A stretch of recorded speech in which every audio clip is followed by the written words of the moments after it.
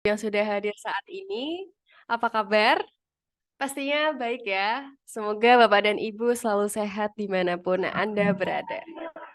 Saya ucapkan selamat datang di acara CI Binar, Sekolah Ekspor Impor Webinar episode 6. Tentu Bapak dan Ibu di sini sudah ada yang beberapa kali mengikuti acara webinar dari kami, Sekolah Ekspor dan Impor di episode sebelumnya, dan sama lagi mengenai materi yang tak kalah spesial dari episode-episode sebelumnya. Acara hari ini akan berlangsung selama 1 jam ke depan bersama saya, Anya, selaku MC yang akan memandu jalannya acara. Nggak sendiri dong pastinya, karena hari ini kita dihadirkan ahlinya impor dan ekspor barang curah. Tentunya ada Mas Rikpan Sintompul yang sudah standby untuk memberikan materi yang spesial hari ini untuk kita semua.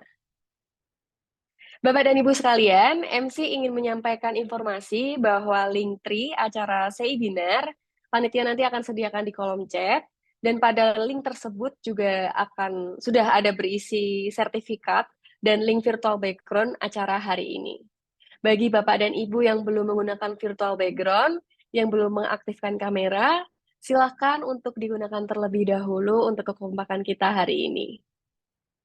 Baik, berbicara mengenai ekspor dan impor barang curah, tentu kita semua yang hadir di sini ingin mengetahui lebih dalam sampai akar-akarnya terkait proses impor dan ekspor barang curah yang tentunya berbeda dengan barang-barang lainnya. Nah, kita nanti juga akan ada sesi tanya jawab, jadi bisa dipersiapkan terlebih dahulu pertanyaan Bapak dan Ibu untuk narasumber kali ini. Selain itu, kita juga ada pengundian door prize di akhir acara dan Kahoot berhadiah sesuai dengan syarat dan ketentuan berlaku. Syaratnya udah jelas, kalau Kahoot ya siapa yang tertinggi itulah yang mendapatkan door prize. Namun ada syarat wajibnya, yaitu follow akun Instagram kita @sekolaheksporimpor.id. Jangan sampai Kahootnya udah oke, udah nilai paling tinggi, tapi masih belum follow akun Instagram kita. Nanti nggak jadi dapet. Dan Bapak Ibu di sini diminta untuk aktif ya, biar semakin seru acara webinar hari ini nggak selesai. Namun sebelum acara kita mulai, kali ini kita akan dengarkan dulu penyampaian profil Sekolah Ekspor Impor dan Bootcamp dari Bapak Muhammad Iqbal. Saya persilahkan Pak Muhammad Iqbal, apakah sudah hadir di Zoom ini? Sudah, Mbak. Suara saya jelas. Iya, jelas. Baik, kami persilakan Pak untuk menyampaikan profilnya. Bentar ya, saya share screen dulu.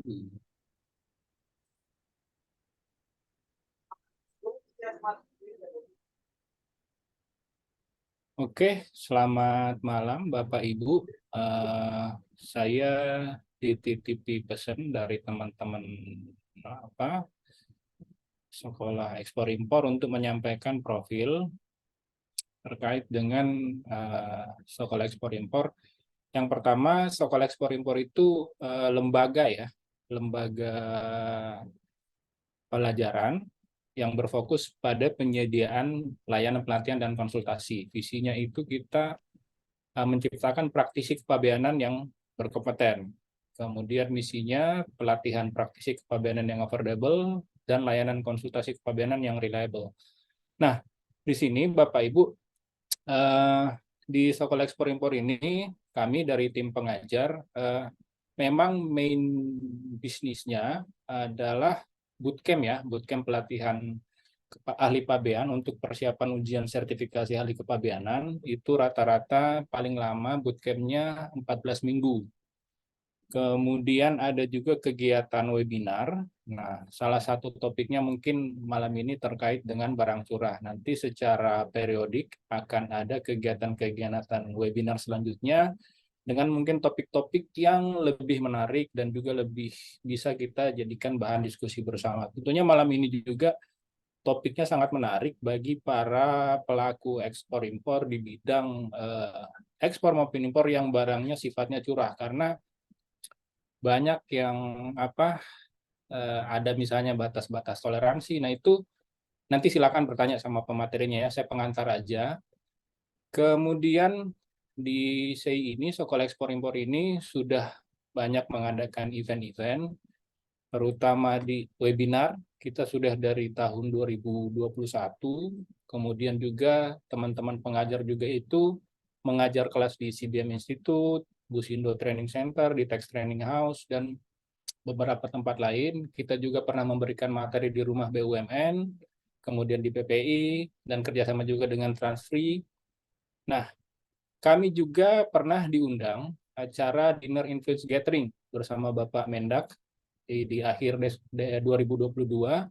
Di situ membahas bagaimana peran dari para lembaga-lembaga pelatihan, kemudian influencer-influencer dalam hal memajukan sektor ekspor-impor, terutama mungkin juga mendukung UMKM ya. Nah, klien-klien yang pernah menjadi bagian dari kami, ini ada Senvic, kemudian ada Kaltim Primakol, dari Parkuan World Indonesia. Nah, ini macam-macam Bapak Ibu. Nah, yang pengen saya sampaikan detail, dititipin dari teman-teman pengajar juga. Program kami yang pertama itu ada in-house training ya. Jadi in-house training ini mungkin, nah ini di luar bootcamp sebenarnya. Di luar bootcamp, materinya termasuk Undang-Undang Pabean, tata laksana impor, ekspor, fasilitas pabean, kemudian masalah perben, larangan pembatasan, sistem klasifikasi, HS, nilai pabean, audit, dan sebagainya. Nah, ini materi dapat dipilih sesuai dengan kebutuhan dan permintaan dari klien. Kegiatan training ini bisa kita selenggarakan baik online maupun offline. Kemudian peserta bisa dapat materi presentasi, salinan peraturan terkait, dan juga bahan-bahan latihan. Ini mungkin nanti kalau Bapak Ibu ada yang berkenan untuk ikut bisa menghubungi admin. Kemudian juga ada kegiatan kerjasama dan konsultasi terkait post clearance, proses clearance maupun post clearance. Dilakukan dengan mekanisme insidentil atau pertransaksi dokumen ataupun rutin secara terjadwal. Untuk detailnya pun bisa menghubungi adminnya, nanti dapat materinya atau bagaimana perjanjiannya, silahkan berkomunikasi dengan adminnya ya, Bapak Ibu. Nah, yang menjadi kegiatan utama juga adalah ahli pabean bootcamp. Jadi ini kegiatan ini kita selenggarakan untuk persiapan bagi Bapak Ibu yang akan ikut ujian sertifikasi ahli kepabeanan. Seingat saya mungkin yang terdekat kita mau bikin batch 6 ya, kalau tidak salah, nanti saya mohon dikoreksi Pak Rikvan, batch 6. Nah, materinya itu tadi sama ya, Undang-Undang Pabean, tata laksana impor, pokoknya materi-materi yang berkaitan dengan bahan-bahan yang akan diujikan pada saat ujian sertifikasi ahli pabean. Nah, ini ke depannya kita akan selenggarakan baik online maupun offline. Selama ini masih kita selenggarakan secara online, tapi di batch berikutnya yang mulai Desember nanti akan ada juga kelas offline. Tentunya saat kalau offline kita mungkin bisa lebih interaktif dengan para siswa, kemudian juga tanya jawabnya juga mungkin bisa lebih dalam ya, tidak terbatas juga karena mungkin kalau online mungkin ada sinyal. Kemudian juga mungkin kalau online Bapak Ibu ada yang matiin kamera misalnya, jadi kita tidak bisa lihat excitementnya seperti apa pada saat kita diskusi. Nah, tim pengajarnya ada Pak Frans, Pak Bastian Panggaribuan, kemudian ada saya sendiri, kemudian ada Pak Pracoyo, ada Pak Muhammad Ramadan, dan juga ada Pak Rikpan. Nah, ini tim-tim pengajar yang saat ini mengajar di Sekolah Ekspor Impor, bisa juga memberikan materi di in-house training yang mungkin akan ada kerjasama dari Bapak dan Ibu jika berminat. Mungkin itu yang bisa saya sampaikan terkait dengan profil Sekolah Ekspor Impor. Selanjutnya, saya mau menyampaikan materi terkait dengan bootcamp ya.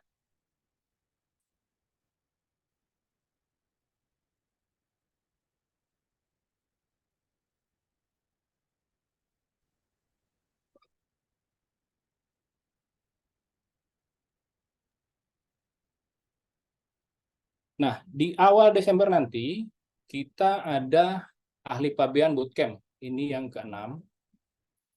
Nah, materi-materinya itu tadi pengantar kepabeanan, itu Undang-Undang Pabean, itu dibahas secara umum dulu. Kemudian kepabeanan impor, tata laksana dan regulasi, kemudian kepabeanan ekspor, tata laksana dan regulasi juga, fasilitas-fasilitas kepabeanan, kemudian kita bahas juga dengan tempat penunduran berikat, kemudian ada perbendaharaan dan sengketa kepabeanan, kemudian ada sistem klasifikasi barang, ada juga sistem nilai pabean, dan larangan pembatasan. Nah, materi-materi ini sebagian besar adalah materi yang akan menjadi bahan ujian sertifikasi ahli pabean ya.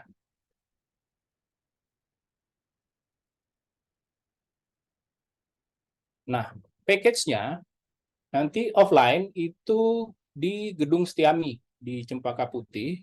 Itu kalau offline harganya sekitar 6.500.000. Kemudian untuk yang online itu 3 juta. Kemudian ada e-course. Jadi belajar dari video rekaman di website. Itu 1,5 juta, teman-teman.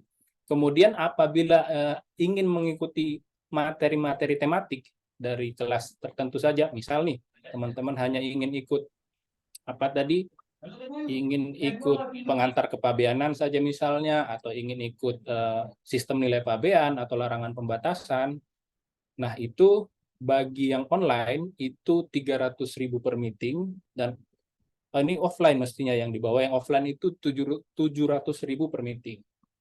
Nah, next batch-nya mulai Desember. Mulai Desember 2023. Nah, bagi Bapak Ibu, teman-teman yang ingin daftar, silahkan menghubungi admin. Admin itu ada di website, kemudian ada di medsos kalau tidak salah ya. Jadi itu mungkin ya Mbak Anya MC yang bisa saya sampaikan pengantar. Selanjutnya saya kembalikan ke MC. Terima kasih kesempatannya. Terima kasih Pak Iqbal atas penyampaiannya. Jadi narasumber hari ini kami hadirkan Mas Rikpan Sitompul sebagai analis kebijakan teknis kepabeanan, dan riwayat pekerjaan Mas Rikpan yaitu pernah menjadi tim penyusun peraturan Menteri Keuangan tentang selisih barang curah, reekspor, pemeriksaan fisik barang impor, dan impor untuk dipakai. Kemudian beliau juga mulai mengajar ahli kepabeanan sejak tahun 2018, menjadi tim penyusun buku tarif kepabeanan Indonesia atau yang sering kita kenal yaitu BTKI tahun 2022, dan yang terakhir delegasi Indonesia dalam workshop on e-commerce Asia Pasifik tahun 2023 di Malaysia. Pagi-pagi makan ikan sambal, sambil ngopi ditemenin kesayangan. Mari kita sambut narasumber spesial. Kepada Mas Rikpan, saya persilakan. Baik, terima kasih Mbak Anya. Karena tadi Mbak Anya sangat interaktif dengan pantunnya, saya juga mau buka dengan pantun. Ke Jakarta melihat kanal, halo semuanya, salam kenal. Ya, saya mungkin tidak seahli Mbak Anya ya dalam soal berpantun, karena Mbak Anya emang ahlinya dalam berpantun. Tapi saya mungkin sedikit bisa sharing lebih banyak kalau terkait dengan impor dan ekspor barang curah. Ya, seperti yang tadi telah Mbak Anya jelaskan, kebetulan saya tergabung di dalam tim penyusun Peraturan Menteri Keuangan terkait impor dan ekspor barang curah, Peraturan Menteri Keuangan nomor 26 tahun 2020, sehingga sedikit banyak mungkin bisa sharing sama Bapak Ibu, apalagi kalau Bapak Ibu yang punya pengalaman dengan impor dan ekspor barang curah. Sebelum saya mulai lebih lanjut, apakah suara saya sudah terdengar dengan jelas? Siap, sudah. Oke, terima kasih Mbak Anya. Baik Bapak Ibu sekalian, seperti yang telah Mbak Anya jelaskan, nama saya Rikpan Sitompul, dan malam hari ini kita akan sharing, kita akan membahas sama-sama terkait dengan materi import dan ekspor barang curah. Karena sudah ada pembukaan dari Mbak Anya dan juga sudah dijelaskan mengenai apa itu sekolah ekspor impor oleh Pak Iqbal, saya akan langsung saja masuk ke dalam materinya. Nah, ini dia materi kita pada hari ini, yaitu Get to Know About Import dan Export Barang Curah. Saya mungkin sebelum lanjut, saya ingin tanya ke Bapak Ibu yang hadir pada hari ini. Di antara Bapak Ibu, siapa yang sudah pernah melakukan import dan ekspor barang curah? Yang sudah boleh ketik di kolom komentar, sudah atau belum.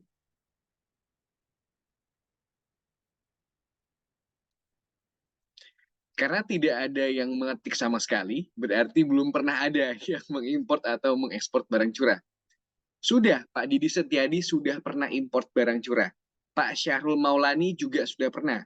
Oke, berarti paling tidak nanti saya punya teman ngobrol nih untuk sama-sama sharing ya. Narasumber kedua atau ketiga nih. Nanti Pak Didi Setiadi dan Pak Syahrul Maulani. Oke, kita akan masuk ke dalam materinya. Sebelum kita berbicara lebih lanjut mengenai bagaimana ketentuan ekspor dan import barang curah, mari sama-sama kita pahamin dulu nih. Ya, sebenarnya seperti apa sih jenis-jenis kargo dalam perdagangan internasional? Kenapa sampai bisa muncul sebutan atau muncul istilah barang curah? Secara umum Bapak Ibu, dalam perdagangan internasional kita mengenal ada dua jenis kargo. Ya, secara umum ya. Ada kargo umum atau general cargo bahasa Inggrisnya, dan juga ada kargo curah atau bulk cargo. Nah, meskipun namanya general cargo, ternyata kargo umum ini juga tetap ada kata bulknya. Ya, jadi ada tiga jenis kargo umum, ada tiga jenis general cargo dalam international trade, yaitu ada break bulk, yaitu barang curah tanpa peti kemas, namun dalam kemasan seperti drum, palet, bag, dan sebagainya. Jadi berarti dia tidak menggunakan peti kemas, tapi masih menggunakan kemasan. Sehingga kalau kita mau hitung barangnya itu masih mudah. Kita hitung kemasannya. Ada berapa kemasan, ada berapa drum, ada berapa palet. Jadi seperti itu. Itu disebut dengan break bulk. Kemudian juga ada neo bulk, yaitu barang tanpa peti kemas namun dapat dihitung satuan. Misalnya kayu dihitung dalam satuan bandel. Kemudian kertas dihitung dalam satuan roll, dan sebagainya. Jadi barang tanpa kemasan, tanpa peti kemas, tapi masih dapat dihitung secara satuan. Dan kemudian yang terakhir dari jenis kargo umum adalah yang mungkin saat ini paling populer dan mungkin paling sering kita lihat, yaitu containerized cargo. Apa itu containerized cargo? Yaitu barang umum yang dapat dihitung dalam jumlah satuan dan diangkut menggunakan peti kemas. Jadi kalau yang dua tadi tidak menggunakan peti kemas, maka yang ketiga ini menggunakan peti kemas. Ini dapat kita lihat sangat banyak kalau kita yang di Jakarta bisa melihat di Tanjung Priuk, kalau kita yang di Semarang bisa melihat di Tanjung Mas, di Surabaya kita bisa melihat di Tanjung Perak, atau mungkin bahkan dimanapun kita berada saat ini kontainer sudah sangat umum penggunaannya. Bukan cuma untuk pengangkutan kargo ekspor impor, tapi juga mungkin untuk menjual kopi. Ya, jadi sekarang sudah banyak paket-paket coffee shop yang menggunakan kontainer sebagai rangka dari bangunannya. Oke, jadi itu jenis-jenis kargo umum. Tadi kita di awal mengatakan bahwa ada dua jenis kargo umum sama kargo curah. Kita udah bahas kargo umum, sekarang kita masuk ke kargo yang berikutnya, yaitu kargo curah. Kargo curah, Bapak Ibu, itu ada dibagi dua. Ada kargo curah dengan jenis dry bulk. Ya, apa itu dry bulk? Yaitu barang curah kering seperti pakan ternak, scrap, semen, besi baja, dan sebagainya. Atau simply dia adalah barang curah dalam keadaan state padatan, gitu ya. Nah, lawannya secara fisika nih ya. Jadi kalau ada dry bulk, maka ada liquid bulk. Apa itu liquid bulk? Liquid bulk adalah barang curah liquid seperti minyak bumi, minyak sawit, gas alam, dan sebagainya. Jadi yang namanya liquid bulk berarti barangnya itu ya berupa bisa berbentuk wujudnya gas, bisa berbentuk cairan. Tapi perlu kita kasih penekanan. Yang namanya barang curah itu tidak dikemas dalam bentuk apapun, baik itu peti kemas maupun kemasan yang lebih kecil. Sehingga meskipun bentuknya adalah minyak ataupun gas, dia disimpan di dalam palka ataupun lambung kapal. Dan nanti pembongkarannya dari kapal ya, dibongkar langsung ke tabung ataupun tangki yang tersedia di pelabuhan. Jadi dibongkar pakai pipa, ya ada pipa yang nyambung ke kapal, kemudian dibongkar ke dalam tangki ataupun ke dalam tempat penampungan lainnya. Jadi itu perbedaan utamanya. Oke, kargo umum bisa menggunakan kemasan, bisa menggunakan peti kemas, bisa sama sekali tidak menggunakan keduanya, tetapi masih harus dapat dihitung secara satuan. Sementara kargo curah tidak menggunakan hal tersebut, disimpan di dalam palka kapal, dan kemudian nanti satuan-satuannya dalam satuan berat dan juga volume, seperti mungkin kilogram, meter kubik, dan juga satuan-satuan berat maupun satuan volume lainnya. Jadi itu dua jenis kargo dalam perdagangan internasional. Nah, Bapak Ibu, saat ini barang curah sebenarnya secara total pengangkutan keseluruhan, ya kalau Bapak Ibu searching di internet, itu masih lumayan besar. Ya, kargo curah saat ini masih berkontribusi terhadap sekitar 60% dari perdagangan di dunia. Ya, jadi karena memang kalau barang curah itu biasanya satu kapal gede ya, makanya dia kontribusinya masih cukup besar terhadap total perdagangan di dunia. Nah, tetapi barang curah ini karena karakteristik dari barangnya, dia punya karakter yang sangat berbeda sama barang kargo umum. Ya, dia punya karakteristik yang berbeda. Dapat dilihat di slide bahwa barang curah itu umumnya mengalami perubahan berat dan atau volume karena sifat alaminya maupun karena perbedaan metode pengukuran baik dalam proses pemuatan, pengangkutan maupun pembongkaran. Kalau kita mau simpelkan Bapak Ibu, misalnya nih, kita tinggal di apartemen lantai 18. Kemudian kita punya teman di lantai 1 bilang sama kita, bro, tolong ambilin dong air 1 timba atau 1 gayung ya, atau satu wadah lah. Kita ngambil air, kita ambil pakai gayung ataupun timba, kita bawa tuh ke lift, turun ke bawah, ya kemudian kasih ke teman kita. Kemungkinan yang sangat besar apabila gayungnya diisi penuh, kemungkinan besar volume yang akan kita serahkan ke teman kita di lantai 1 itu tidak akan persis seperti volume yang kita ambil dari dalam tempat penampungan air. Itu karena dalam perjalanan mungkin airnya tercecer sedikit demi sedikit, tertumpah dan segala macam. Ya, itu merupakan karakteristik alami barang curah. Itu contoh simpelnya. Dalam pengiriman kargo pun, barang curah itu sering sekali mengalami hal-hal seperti itu. Kita ambil contoh dry bulk ya, pakan ternak. Ini banyak nih importernya di Indonesia nih, pakan ternak. Pakan ternak itu kalau Bapak Ibu bayangkan, mungkin kalau simpelnya kalau kita bayangkan di Indonesia kayak jagung lah, jagung kering gitu ya. Ya, itu kan dalam istilahnya dalam wadah yang gede gitu ya, dimasukin di baknya truk, kemudian nanti di skop sama crane, ya kayak di skop sama crane, dimasukin ke lambungnya kapal. Dimasukin ke lambungnya kapal, dalam proses nyekopnya itu, terkadang barang curahnya ada yang terjatuh. Atau mungkin ada yang tercecer sedikit-sedikit, meskipun nggak banyak banget. Ya, tapi sedikit-sedikit kalau dari barang yang 1000 metric ton ya lumayan banyak juga ya. Ya, jadi seringkali terjadi shortage atau pengurangan. Ya, makanya dalam gambar ini dikasih keterangan ada short tank, ada loading losses ya. Loading losses itu berarti pengurangan saat proses pemuatan, kemudian transportation losses, pengurangan selama proses pengangkutan dari pelabuhan di luar negeri ke pelabuhan di Indonesia, sampai kemudian nanti discharge losses atau pengurangan yang terjadi ketika nanti dari atas kapal dibongkar turun ke landasan di dermaga di pelabuhan. Jadi ini adalah losses yang terjadi. Tapi itu baru losses. Belum lagi nanti ketika terjadi over. Jadi risiko dalam barang curah bukan cuma shortage ataupun losses, tapi juga over. Kenapa dapat terjadi over? Kita ambil contoh kalau misalkan kita import barang berupa gas ataupun cair. Jadi liquid bulk ya. Liquid bulk air itu sangat terpengaruh oleh cuaca, suhu, temperatur, kelembaban, dan sebagainya. Ataupun mungkin pakan ternak juga demikian. Mungkin kita datang dari tempat yang mungkin kelembabannya lebih rendah, sehingga mungkin kandungan cair, kandungan air dalam pakan ternaknya lumayan rendah.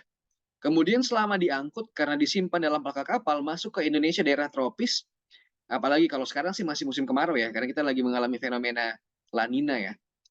Tapi biasanya kan bulan-bulan November gini udah mulai hujan deras. Nah, masuk ke Indonesia, pakan ternaknya itu terkena iklim yang basah, sehingga kelembapan di dalamnya itu meningkat. Dan kadar air dalam pakan ternaknya pun meningkat. Sehingga kalau di awal pas muat di BL, kita bilang beratnya adalah 1000 ton, bisa saja pas nyampe itu ada 1010 ton. Karena kadar airnya meningkat. Atau mungkin 1020 ton, atau bahkan mungkin kalau lebih ekstrim bisa sampai 1100 ton, tapi jarang sih. Ya. Biasanya nggak terlalu banyak. Kalau karena sifat alaminya biasanya nggak terlalu banyak. Seperti itu. Itu proses-proses yang terjadi yang merupakan karakteristik alami dari barang curah. Nah, semua karakteristik barang curah itu menjadi permasalahan ketika nanti dibawa ke dalam konteks kepabeanan. Kenapa jadi masalah? Karena dalam konteks kepabeanan di Undang-Undang Nomor 17 Tahun 2006 terdapat pasal-pasal yang mengatur mengenai selisih dari jumlah barang yang dilaporkan dalam dokumen dengan jumlah barang yang sebenarnya ketika diperiksa. Bisa saja pas ketika kita buat manifest, ya ini saya asumsikan Bapak Ibu sudah paham apa itu manifest ya.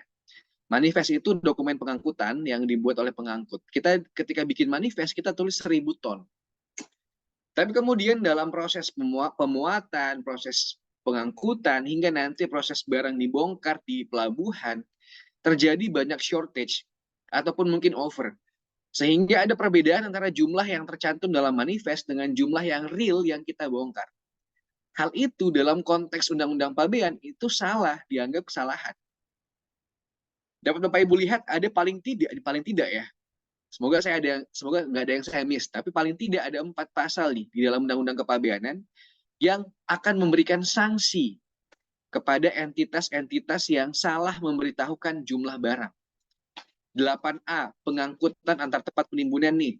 Jadi antar TPS ya, misalnya pengangkutan barang dari Tanjung Priuk ke Cikarang. Itu kalau selisih itu BC 12-nya atau satu-satunya, itu nanti bisa disanksi dengan ketentuan 25 juta sampai dengan 250 juta. Ya, lumayan ya. Kemudian di pasal 10A, pembongkaran langsung dari kapal ataupun pesawat ke atas daratan. Misalnya ada kapal datang dari Thailand, dia bawa pakan ternak, dia bongkar. Ada selisih ketika dia bongkar di Tanjung Priok. Itu juga berpotensi akan dikenakan sanksi. Kalau selisih kurang, sanksinya 25 juta sampai 250 juta. Kalau selisih lebih, dia 25 juta sampai 250 juta. Ya, itu lumayan signifikan, terutama kalau sudah sampai nilai maksimum. Ya, kita mungkin ngambil cuannya satu kali shipment mungkin hanya 200 juta, apa 300 juta cuannya, tapi bayar sanksinya berapa puluh juta. Nah, itu kan mengurangi lagi. Terpaksa kita harus tambahkan ke harga jual kita. Kita nambahin ke harga jual kita bisa berpotensi lagi mengurangi penjualan kita. Karena mungkin customer kita akan bilang, loh kok naik harganya gitu, kan nggak ada perubahan apa-apa. Itu bisa menjadi hal-hal yang harus kita waspadai. Belum lagi ketika pemeriksaan fisik, diatur di pasal 82. Ketika pemeriksaan fisik, didapati jumlah barang itu menyebabkan kekurangan bea masuk, maka dapat disanksi 100% sampai dengan 1000% dari kekurangan bea masuk maupun bea keluar. Dan di audit pun di pasal 86A juga dikenakan sanksi yang sama. Ini paling tidak 4 pasal dalam Undang-Undang Kepabeanan yang mengatur mengenai selisih sanksi terhadap selisih barang curah. Bukan cuma barang curah ya, mohon maaf. Ini selisih terhadap semua jenis barang, bukan cuma barang curah. Nah, oleh karena itu, karena adanya konteks seperti ini, maka dibuatlah PMK nomor 26 tahun 2020. PMK nomor 26 tahun 2020 ini mengakomodir barang-barang import dalam bentuk curah ya, yang dalam wujud cair, gas ataupun padatan yang berbentuk potongan kecil, itu seperti scrap ya, bubuk seperti semen ataupun mungkin butiran seperti pakan ternak yang diangkut tanpa menggunakan peti kemas dan kemasan. Jadi ada ilustrasi di bawah ini. Kalau gula tanpa dikemas sama sekali disimpan di dalam palka kapal itu termasuk barang curah. Tapi gula yang disimpan dalam karung ya, disimpan dalam palka itu namanya brick bulk, sudah bukan lagi curah. Sementara gula yang disimpan dalam kemasan dimasukin dalam kontainer itu sudah bukan lagi barang curah, melainkan sudah masuk kategori containerized. Jadi barang curah yang diatur dalam PMK 26 tahun 2020 adalah yang benar-benar tanpa kemasan dan peti kemas.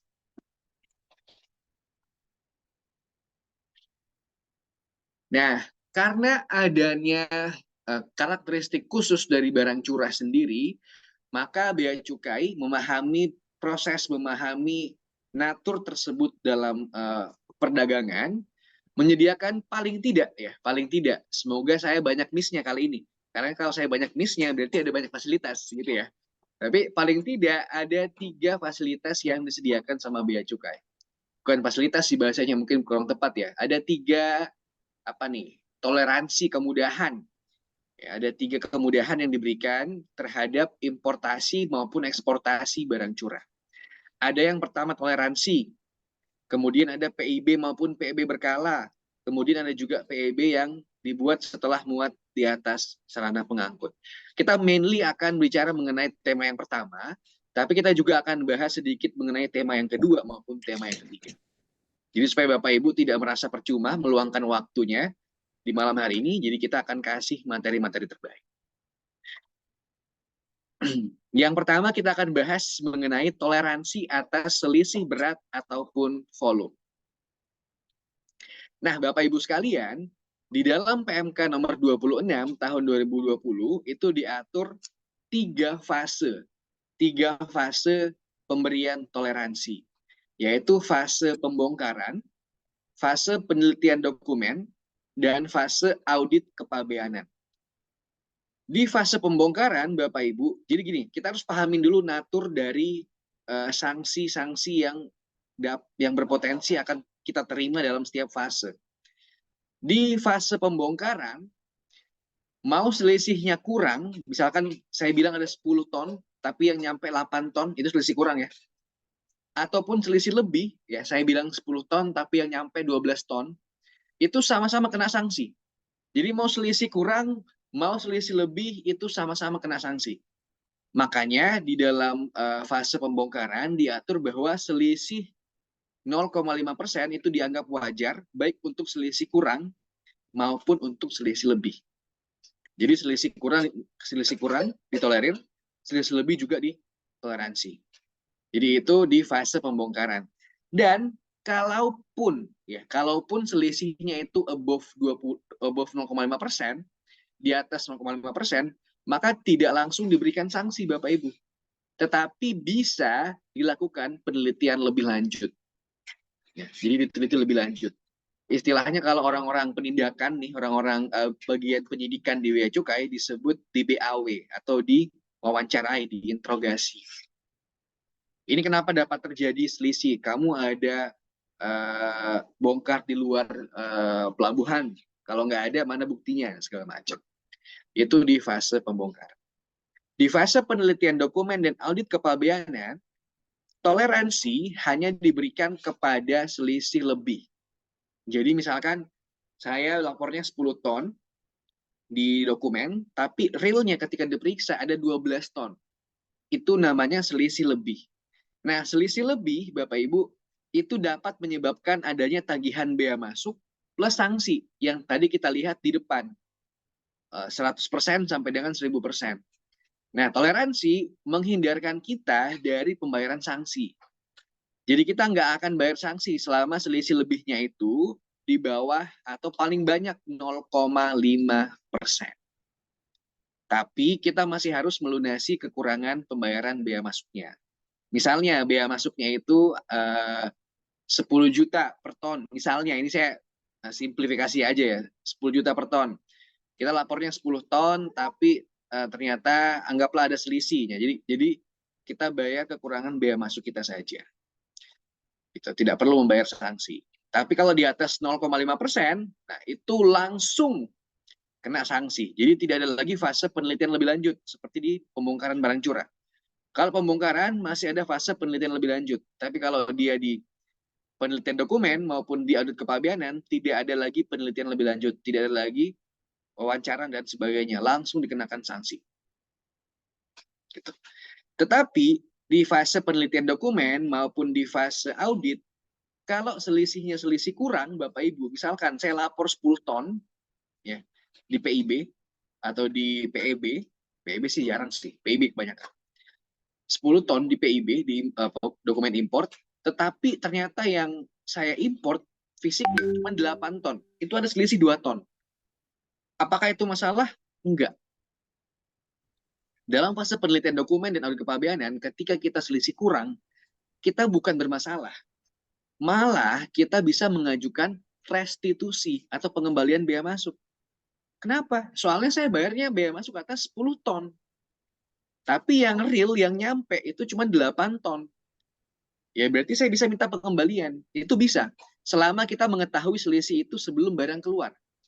Kalau barangnya udah keluar, ya kita udah nggak bisa lagi minta pengembalian. Seperti itu. Jadi itu adalah perlakuan kepabeanan khusus yang diberikan kepada barang curah sesuai dengan PMK 26 tahun 2020. Nah, ini merupakan contoh kasusnya ya.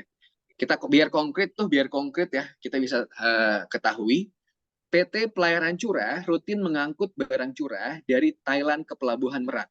Pengangkut ya, berarti dia shipping line di laut gitu. Barang yang diangkut berupa pakan ternak. Berikut histori pengangkutannya.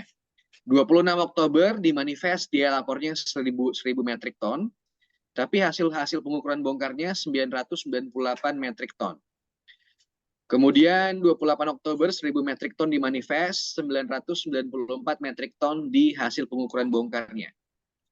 31 Oktober 2023 di manifest dia lapor 1000 metrik ton, tapi di hasil bongkarnya 1008 metrik ton. Dan di 2 November dia lapor 1000, tapi yang dia bongkar cuma 900 metrik ton. Seperti apa perlakuan kepabeanan terhadap selisih barang curah pada konteks tersebut? Yang pertama, di tanggal 26 Oktober, selisih kurangnya hanya 0,2%. Ya, dapat dilihat di slide sebelumnya. Dia lapor 1000, hasilnya 998. Nah, itu hanya 0,2%. Karena cuma 0,2%, maka masih masuk batas toleransi, sehingga tidak perlu diteliti mendalam. Tanggal 26, selisih kurang. Dan selisihnya 0,6%. Nilai itu di luar batas toleransi. Sehingga perlu ada penelitian mendalam. Karena selisihnya masih 0,1% aja dari toleransi ya. Biasanya sih masih toleransi, dianggap ya masih wajar lah, dikit-dikit gitu. Namun apabila dianggap terjadi karena kelalaian, maka akan ditagihkan kekurangan bea masuk dan dikenakan sanksi 25 sampai 250 juta. 31 Oktober selisihnya lumayan banyak tuh, 0,8%. Itu udah lumayan tinggi ya. Itu sudah di luar batas toleransi, sehingga perlu penelitian mendalam. Tapi kalau misalkan pengangkutnya bisa menunjukkan bukti bahwa memang ini karena alaminya barang, maka biasanya masih ditoleransi. Namun apabila dianggap karena kelalaian, ini kan selisih lebih ya. Jadi kalau kita balik ke slide sebelumnya, 31 Oktober itu manifestnya 1000, tapi hasil bongkarnya 1008. Ya. Jadi selisih lebih, itu akan disanksi 25 juta sampai dengan 500 juta rupiah. Tanggal 2 November, ya, selisihnya itu jauh banget ya. Dia manifestnya 1000 metrik ton, tapi hasil bongkarnya 900 metrik ton. Itu selisihnya lebih dari 1%. Di luar batas toleransi. ya, perlu diteliti mendalam. Biasanya akan disanksi karena jumlahnya lumayan besar. Itu berpotensi besar terjadinya penyelewengan selama pengangkutan. Namun sanksi masih dapat dihindari dengan memberikan bukti meyakinkan bahwa selisih barang bukan karena kelalaian. Jadi kalau karena kelalaian itu akan disanksi Bapak Ibu. Yang akan lolos dari sanksi hanya yang memang karena alaminya barang atau memang karena beda metode pengukuran. Ya, buat yang sudah pernah import barang curah pasti tahu lah. Ada metode pengukuran melalui draft survei, ada metode pengukuran melalui timbang di belt ketika diturunkan dari kapal, ya, macam-macam metode penimbangan. Ya, seperti itu. Itu untuk konteks pembongkaran. Untuk konteks pemeriksaan fisik, ya kita bisa lihat ini contohnya ada PT Importir Minyak rutin mengimpor minyak dari Uni Emirat Arab ke Cilacap, bukan di Banten ya, salah tulis saya, Jawa Tengah, ya. Jawa Tengah ya, kalau salah. Nah, berikut histori importnya.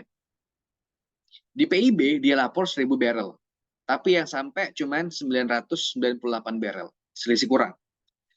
Berikutnya ada dia lapor 1.000 barrel ya harusnya, ini belum ke save tadi mungkin pas saya ganti ya, 1.000 barrel, tapi yang nyampe cuma 1.004 barrel.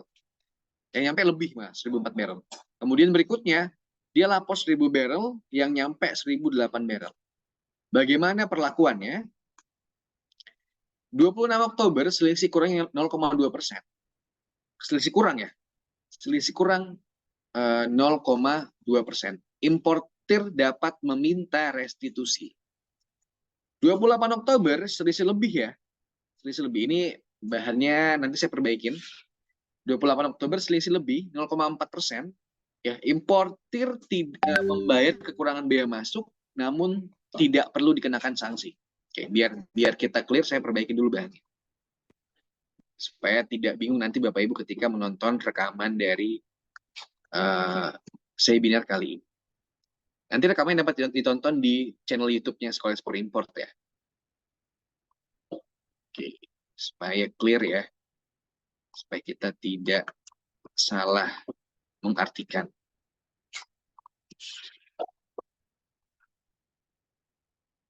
Oke.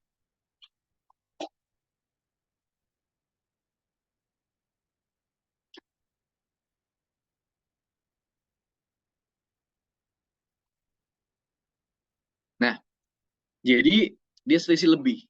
Selisih lebih tanggal 31 Oktober itu lebihnya 0,9%. Itu gede. Sehingga importir selain harus bayar kekurangan biaya masuk, dia juga, maaf, masih ada yang salah ya, dia juga harus dikenakan sanksi. Jadi tanggal 28 dia cuma bayar kekurangan biaya masuk, tapi tidak dikenakan sanksi, tapi di tanggal 31 karena selisihnya melebihi 0,5, maka dia bayar kekurangan biaya masuk plus dia dikenakan sanksi. Oke. Jadi itu merupakan contoh-contoh kasusnya. Bagaimana tips handlingnya kalau begitu? Tips handlingnya adalah untuk pengangkut, siapkan dokumen-dokumen yang dapat menjelaskan alasan terjadinya selisih. Penelitian mendalam dari bea cukai biasanya berupa wawancara. Tugaskan orang yang cakap untuk menjelaskan sifat barang ataupun fenomena alam yang terjadi. Sementara untuk importir, gunakan jumlah barang terakhir yang berhasil diukur. Apabila ketika bongkar ada perubahan jumlah barang dengan dokumen dasar seperti bill of lading, maka sertakan dokumen terakhir, ya mungkin laporan bongkar dan sebagainya, sebagai lampiran PIB. Gunakan jumlah barang terakhir sebagai jumlah barang pada PIB. Ini tips handling barang curah. Oke, itu mengenai toleransi. Berikutnya ada PIB maupun PIB secara berkala. Ya, ini simple aja. Import dan ekspor barang berupa tenaga listrik, cair maupun gas yang diekspor maupun diimport melalui pipa atau transmisi.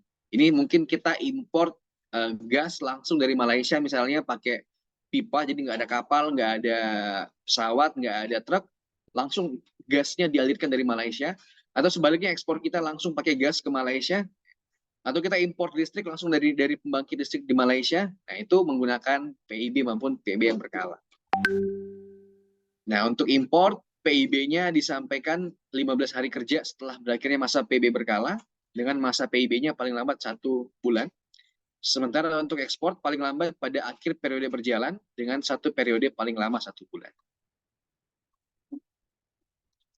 Kemudian PIB setelah muat di atas sarkut ya, sarana pengangkut. Jadi kalau barang umum, Bapak Ibu, kalau kita mau ekspor barang umum itu, kita bikin PEB-nya itu paling lambat 7 hari sebelum perkiraan tanggal keberangkatan, dan paling lambat sebelum masuk kawasan pabean. Tapi untuk barang curah, maka PEB dapat dibuat paling lambat sebelum keberangkatan, bukan sebelum muat ya. Ini banyak typo-nya nih. Sebelum keberangkatan. Jadi barangnya muat dulu di atas kapal, baru kita bikin PEB. Itu plusnya barang curah. Kenapa dikasih seperti itu? Supaya nanti barang yang jumlah yang tercantum di PEB itu jumlah pengukuran terakhir. Ini merupakan contoh form 3D. Oke, itu materi pada malam hari ini mengenai import dan ekspor barang curah. Bapak Ibu akan dapat materi ini pasti kalau Bapak Ibu gabung ke Ahli Pabean Bootcamp. Tapi kalau mau ada pendalaman terkait materi ini juga boleh banget menghubungi kita untuk melakukan in-house training. Oke, cukup sekian materi dari saya. Ya, saya lupa nyiapin pantun ya. Oke, anak manis makan durian. Cakep. Teman-teman yang manis, ya, memang paling keren. Oke, gak nyambung ya, tapi gak apa-apa. Oke, sekian dari saya kembalikan ke Mbak Ani. Baik, terima kasih Mas Rikman Sitompul atas penyampaian materinya. Bapak dan Ibu sekalian, kita tadi sudah mendengarkan paparan singkat, mulai dari penjelasan jenis kargo, karakteristik barang curah, pengaturannya, fasilitas, contoh kasus-kasus, kemudian ada tips handling, sampai penyampaian PIB dan PEB, dan sudah dijelaskan oleh Mas Rikman secara singkat dan jelas. Seperti yang Mas Rikman jelaskan tadi, bahwa rekaman webinar ini nanti bisa kita tonton kembali di channel YouTube kita, Sekolah Ekspor dan Impor. Dan Bapak Ibu jangan lupa untuk subscribe. Baik, untuk Bapak Ibu juga bisa membagikan rekamannya di YouTube ini kepada rekan-rekannya yang belum sempat hadir di acara webinar kali ini. Kemudian saya MC mau menginformasikan kembali, terutama kepada Bapak dan Ibu yang baru bergabung, bahwa nanti akan ada door prize dari pemateri dan kahut berhadiah dengan syarat follow akun Instagram @sekolaheksporimpor.id. Untuk sekarang akan saya buka sesi tanya jawab. Kita akan membuka 3 pertanyaan. Bisa langsung raise hand atau melalui kolom chat terlebih dahulu. Baik, sudah ada Bapak Didi Setiadi yang sudah raise hand. Mungkin bisa mengaktifkan kameranya dan mikrofonnya. Ya Bu, aktifin kameranya biar kita kenalan juga dia dari instansi mana. Terima kasih. Iya. Baik, Pak Didi Setiadi, apakah sudah terdengar suara saya? Selamat malam, Bu. Iya. Eh, Kameranya mohon diaktifkan, Bentar. Pak. Boleh lihat kameranya biar kelihatan orangnya. Nah, iya. Iya. Iya. Baik, Selamat malam, Bu. Ya, selamat Eh, malam. Saya Didi, Bu, dari Interfloor Group. Kami dari salah satu importir gandum ya, bahan baku tepung. Dalam hal ini curah kering. Ada satu pertanyaan yang kami harus, yang selama ini jadi ini di kita, Bu, pertanyaan besar di kita. Bila mana kita bongkar gandum curah kering, itu biasanya toleransi short memang ada, Bu. Ketika kita ada kurang, kita tidak ada denda atau yang lainnya. Tapi kita jika memang kita lebih di bawah 0,5, kita tetap ada denda notul, Bu, kurang lebih sekitar 5 juta sama kekurangan biaya masuk sama pajak ya, PPN PPh. Nah, itu masuk di pasal yang mana ya notulnya yang 5 juta itu, Bu? Terima kasih. Baik, terima kasih Pak Didi. Jadi menanyakan pasalnya ya. Baik, saya serahkan kepada Pak Rikman selaku narasumber hari ini. Silahkan Pak Rikman untuk menjawab pertanyaan dari Pak Didi. Oke, terima kasih Pak Didi atas pertanyaannya. Jadi ini kita ketemu real case ya. Jadi Pak Didi, ada beberapa step yang harus saya jelaskan. Step pertama, jadi saya belum nilai dulu itu notulnya tepat apa enggak ya. Kita nilai dulu nih, kenapa Pak Didi bisa kena notul 5 juta. Pak Didi bisa kena notul 5 juta adalah karena Pak Didi ada kesalahan jumlah barang atau kesalahan nilai pabean, tapi tarif bea masuk di HS-nya Pak Didi, ya, tarif bea masuk itu 0%. Jadi karena tarifnya 0%, jadi sanksinya 5 juta. Itu diatur di pasal, saya lupa 100 berapa ya, 115 kalau nggak salah, apa 100 berapa di Undang-Undang 17 tahun 2006. Jadi ketika ada sanksi administrasi, tapi tarif bea masuknya 0% di BTKI, di buku tarif bea masuk itu, maka sanksinya 5 juta. Itu yang pertama. Yang kedua, apakah notulnya tepat atau enggak? Apakah kita punya peluang untuk keberatan ataupun banding? Perlu kita pahami ketika terjadi selisih kurang ketika bongkar ya. Kalau ketika bongkar, maka kita harus membayar kekurangan bea masuk plus harus bayar sanksi ketika selisih kurang saat bongkar. Tapi ketika selisih bongkarnya saat PIB ya, maka kita nggak perlu bayar, malah kita bisa restitusi. Nah, ketika bongkar itu, ketika Pak Didi selisihnya di bawah 0,5%, di bawah 0,5% ya, maka Pak Didi tidak perlu membayar bea masuk, tidak perlu juga bayar sanksi. Tapi ketika PIB dan selisih kurang jumlahnya, tapi kena notul, nah itu berarti notulnya kurang tepat. Karena kalau selisih kurang, itu dapat direstitusi. Tapi perlu di-confirm dulu nih. Jangan-jangan notulnya Pak Didi, kan kadang PIB itu kan ada beberapa item ya. Item barang pertama, item barang kedua. Mungkin di item barang pertama itu selisihnya ada selisih kurang. Tapi di item barang keberapa itu mungkin ada salah nilai pabean atau mungkin ada salah jumlah barang yang lebih. Jadi mungkin notulnya atas item barang yang keberapa. Atau mungkin juga jumlahnya Pak Didi itu kurang, tapi nilai pabeannya dianggap under invoicing. Dianggap terlalu rendah dibandingkan dengan import pada umumnya untuk barang itu. Sehingga Pak Didi di sanksinya atau di notulnya bukan notul jumlah. Jadi ada 3 notul ya Pak Didi ya. Notul HS, kalau ini nggak pakai sanksi. Ya, cuman kurang bayar doang. Notul nilai pabean, ini karena under invoicing dianggapnya. Sama notul jumlah, ini karena jumlahnya lebih sedikit.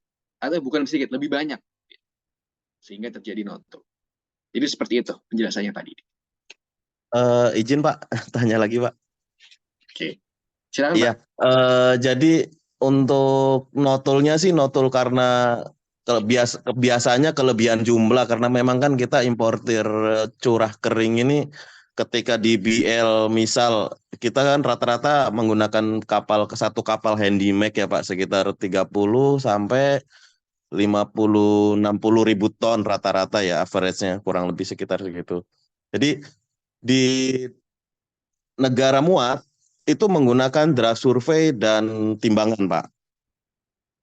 Di sini pada saat kita bongkar menggunakan draft survei dan sama timbangan untuk referensi penyamaan angkanya Pak. Dan tentu itu satu hal yang tidak bisa disatukan dan belum pernah dan tidak mungkin nilainya sama ya Pak. Mungkin di sana pembacaannya over apa tinggi atau di sini malah rendah, sehingga angka itu kita tidak pernah mendapatkan sesuai dengan BL. Kadang-kadang kalau misalnya kita kebetulan combine dengan grup dengan ataupun dengan yang lainnya, kita bisa menyesuaikan berapa sih yang harus kita bongkar, berapa sih kita harus ambil short atau over. Dan repotnya ketika kita satu kapal full, nah itu kan mau nggak mau kita harus bongkar semuanya Pak. Kadang-kadang ya over kadang pun kita bisa lebih dari 0,5%.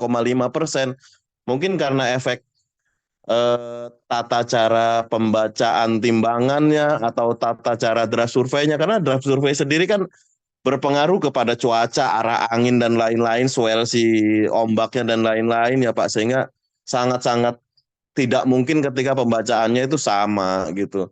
Jadi ketika ini metode pembacaannya memang kita tidak mungkin sama Pak, sehingga harus beda, pasti beda, bukan harus lagi, udah pasti beda itu Pak. Dan rata-rata sih kita short sih, memang nyampe sini short, dan ada beberapa juga yang over. Akhirnya kita kena notul, walaupun overnya kita impor 30.000 ton, overnya cuman hitungan 800 kilo apa berapa, itu tetap kita kena denda Pak. Itu mohon arahan Pak, seperti apa Pak? Terima kasih. Ini fasenya bongkar apa PIB Pak, Pak Didi? Itu baru ketahuan setelah bongkar Pak, Oke, di fase bongkar ya. pas Berarti bongkar. Pak Didi seringkali dalam posisi sebagai pengangkut ya. Berarti Pak Didi ya, pengangkut ya. Kita posisi importir sih Pak, Tapi pengangkutnya pengangkut kita nagih ke Pak Didi. pengangkut lagi ke kita. Oke. Jadi Ya. kalau pengangkutan selama dia di bawah 0,5, kan tadi Pak Didi cerita cuman lebih berapa ratus kilo ya dari total Iya, bertonton itu itulah tetap ya. tetap kena notul ya Pak, kena notul jumlah tetap itu, denda Nah, 5 juta. ketika di pengangkutan ya kalau pengangkutnya ditagih 0,5, padahal itu di bawah 0,5%, maka itu kan biasa ditagih pakai SPSA ya, Pak Didi, benar ya? Ketika Iya. pembongkaran ya.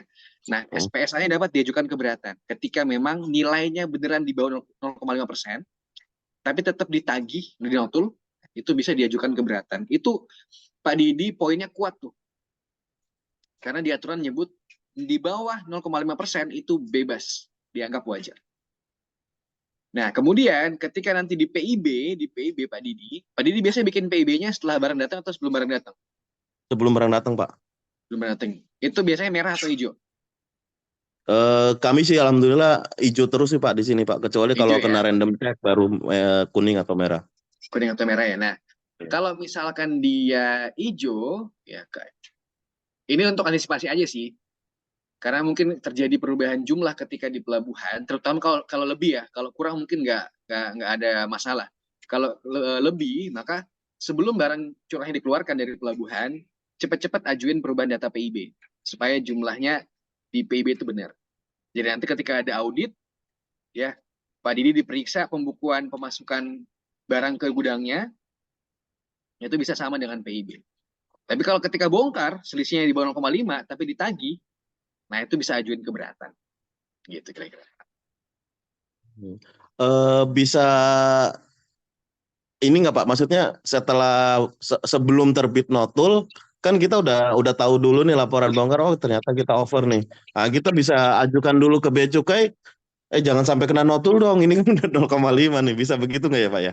Tunggu, notulnya ini kepada pengangkut atau ke Bapak nih? Saya masih bingung nih.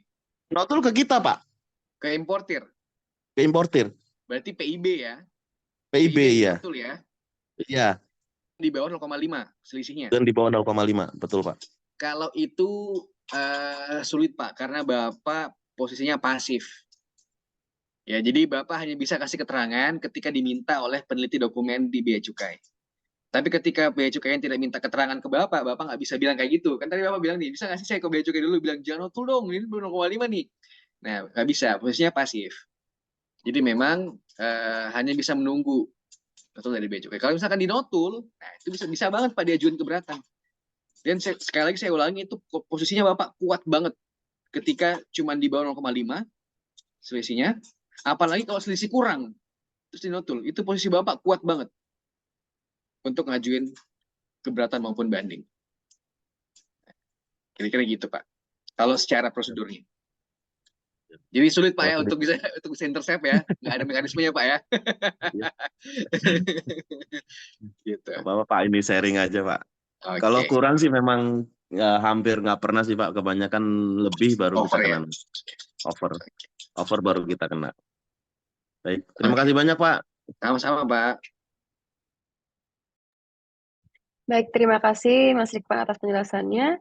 Untuk selanjutnya, apakah ada yang ingin bertanya lagi? Bisa langsung menggunakan fitur raise hand.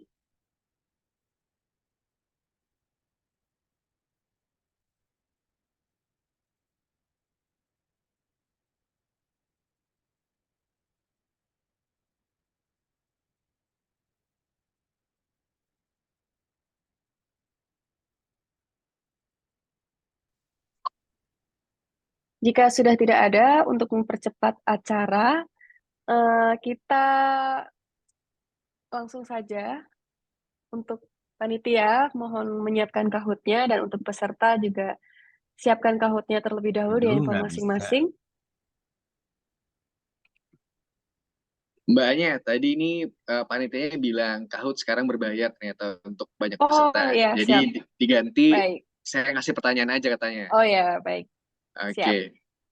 Nah, jadi ini cepet-cepetan angkat tangan ya, teman-teman. Jadi dari teman-teman sekolah ekspor impor nyediain saldo imani buat Bapak Ibu yang bisa menjawab dengan benar. Oke, tapi nanti akan dicek nih, Bapak Ibu user Instagramnya apa dan udah follow belum sekolah ekspor impor. Oke, jadi saya kasih pertanyaan, angkat tangan, nanti admin ya Pak Surya maupun Bu Eka akan ngecek Bapak Ibu udah follow belum sekolah ekspor impor di Instagram. Nanti saya kasih pertanyaan, yang mau jawab langsung raise hand. Ini Pak Didi, lower dulu Pak, lower hand dulu Pak. Biar nggak jadi start Pak. Pak Didi lower hand dulu ya. Atau kalau Pak Didi, kalau gitu saya anggap nggak ikut. Oke, udah lower hand. Oke, saya akan kasih pertanyaan, nanti cepet-cepetan. Ya, ini saya buka galeri ini di laptop saya. Oke, pertanyaan adalah, berapa selisih barang curah yang dianggap wajar dalam PMK 26 2020? Oke, yang paling cepat angkat tangan Pak Emir Ahmad. Silakan Pak, dijawab Pak. 0,5 Pak. Oke, bener banget. 0,5% ya. Nanti admin Sekolah Ekspor Impor akan menghubungi Pak Emir untuk penyampaian hadiahnya. Oke, Thank you Pak.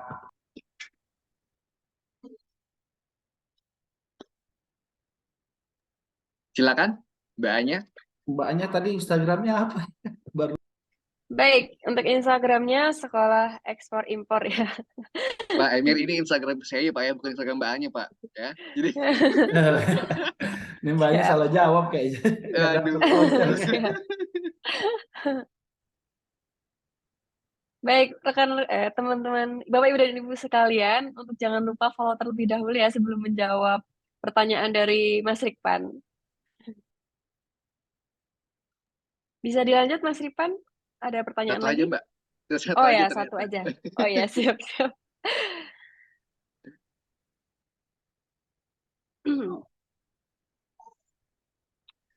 Baik, MC ingin mengingatkan kembali terutama kepada Bapak dan Ibu yang baru sempat hadir. Tadi saya lihat baru mulai join-join, nanti bisa ditonton kembali penjelasan webinarnya secara lengkap di channel YouTube kita, yaitu Sekolah Ekspor dan Impor. Sebelum kita tutup acara hari ini, agar webinar kita kali ini dapat kita kenang, mohon kesediaannya nih Bapak dan Ibu sekalian untuk mengaktifkan kameranya, agar kita foto bersama terlebih dahulu. Cerit.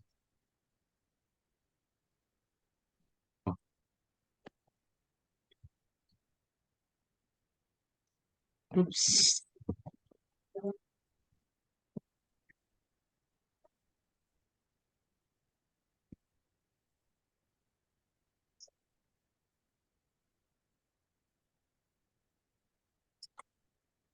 Ya, karena Bapak dan Ibu sudah mengaktifkan kameranya, panitia sudah siap ya untuk mengambil gambar. Kita akan mengambil 3 gambar. MC izin menghitung. Yang foto pertama gaya bebas dulu. 1, 2, 3. Yang kedua, mungkin bisa diangkat jempolnya. 1, 2, 3. Yang ketiga, jangan lupa senyum giginya. 3, 2, 1. Baik, terima kasih Bapak dan Ibu sekalian. MC izin undur diri. Dan oh iya, nanti Sekolah Ekspor dan Impor masih akan terus melakukan kegiatan webinar seperti ini. Maka dari itu, Bapak dan Ibu sekalian tetap mengikuti akun sosial media kita. Dan di akun sosial media kita juga banyak informasi menarik terkait kegiatan ekspor dan impor. Nanti minggu depan kita juga akan berjumpa lagi di episode selanjutnya. Saya tutup dengan pantun, jalan-jalan ke Taman Safari. Berduaan ditemani Abang Tampan. Saatnya saya MC pamit undur diri. Mohon maaf jika ada yang kurang berkenan. Assalamualaikum warahmatullahi wabarakatuh. Selamat malam Bapak dan Ibu sekalian. Malam Bu, terima kasih. Waalaikumsalam. Salam. Waalaikumsalam warahmatullahi Pamit Bapak Ibu sekalian. Izin live ya Bu, Pak.